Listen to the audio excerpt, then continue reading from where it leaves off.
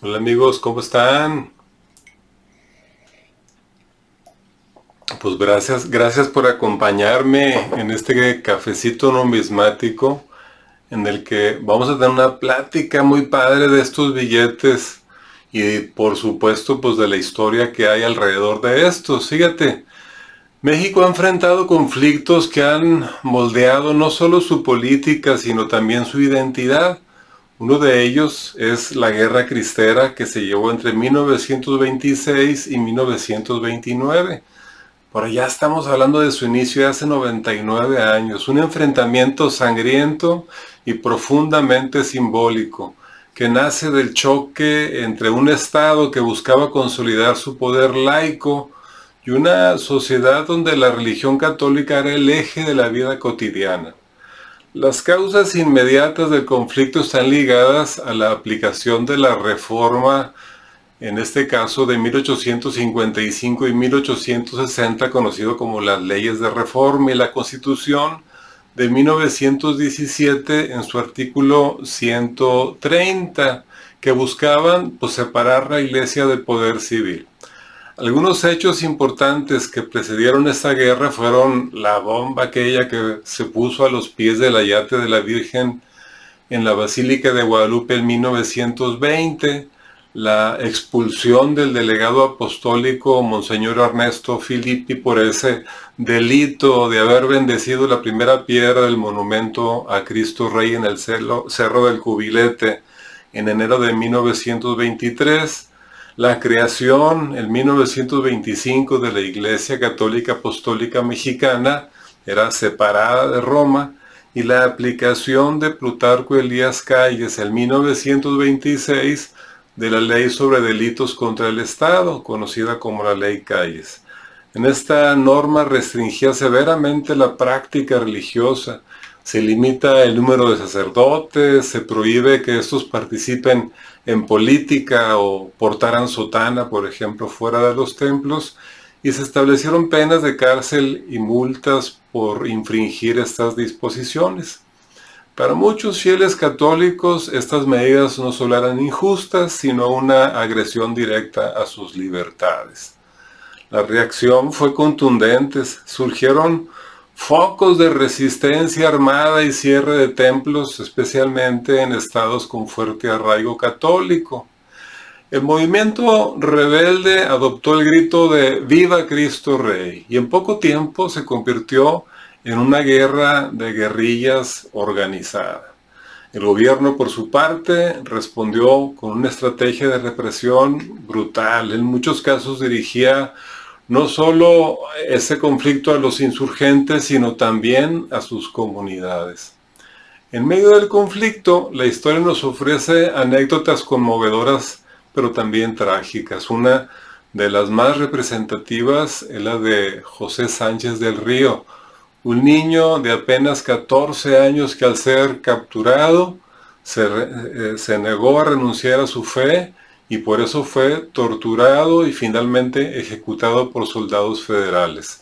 Hoy es considerado mártir y fue canonizado en 2016. Ahora bien, ¿cómo los cristeros lograron sostener una guerra de 3 años sin acceso a recursos oficiales? Pues la respuesta está en su red de financiamiento clandestino, que era sostenida por una vasta red de simpatizantes.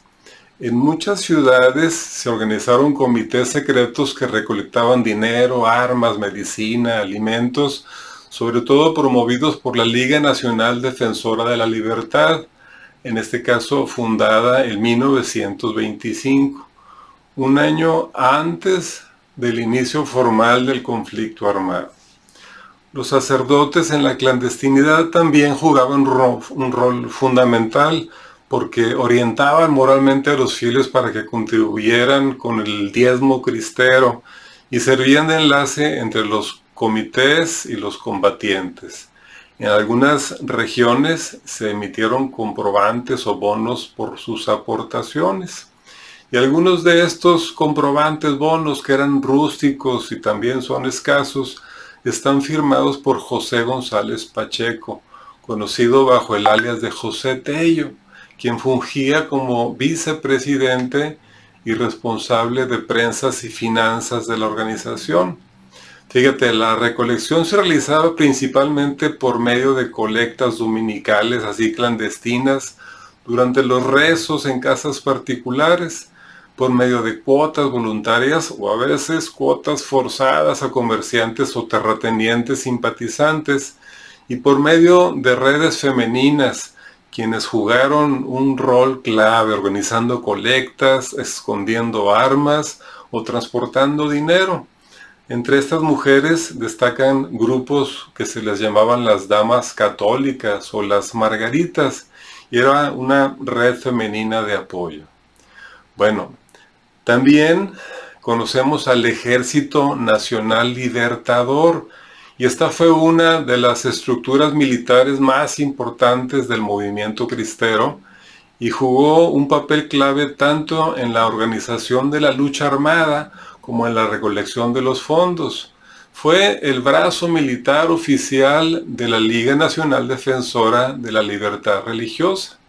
Se organizó de forma más estructurada a partir de 1927, cuando el movimiento cristero pasó de ser una rebelión espontánea a un conflicto con mando unificado, disciplina militar y estrategia regional, y era dirigido por generales insurgentes, muchos de ellos exmilitares de la Revolución Mexicana o caudillos regionales católicos. Sus principales líderes incluyeron a gente como Jesús Degollado Guízar, Miguel Hernández González o Victoriano Ramírez, que le llamaban el 14.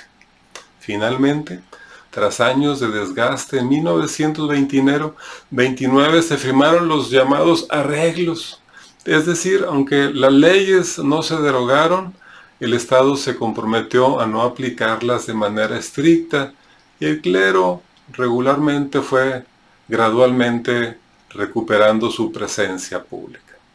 Antes de despedirme, te sigo invitando a que te suscribas a mi canal y a que te acerques a grupos numismáticos cercanos a tu comunidad o a estos en los que participo, así como a este grupo de Facebook. Gracias. Nos vemos en el próximo.